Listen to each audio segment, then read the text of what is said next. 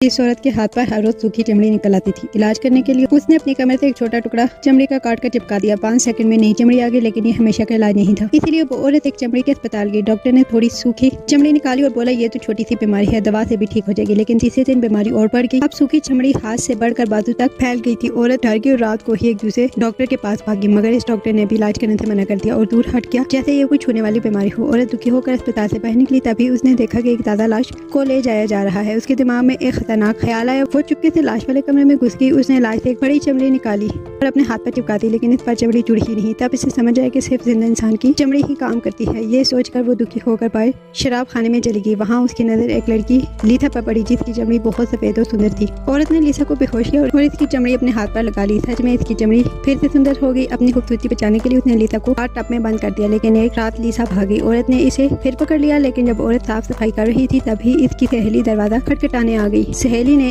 कहा कि इसने एक अच्छा डॉक्टर ढूंढा है जो मदद कर सकता है। मगर जब औरत को होश आया तो उसने देखा कि वो एक ऑपरेशन टेबल पर बंधी हुई है। पता चला कि ये वही पहली वाली डॉक्टर थी जिसने दवा दी थी। असल में डॉक्टर इस पर एक्सपेरिमेंट कर रही थी, क्योंकि पूरी दुनिया में वही एक औरत थी जिस पर कोई भी चमड़ी का टुकड़ा आसानी से चिपक जाता था। डॉक्टर बार बार इसकी सूखी चमड़ी निकाल देती और नई चमड़ी लगा देती, नई चमड़ी लगाकर फिर उतार देती।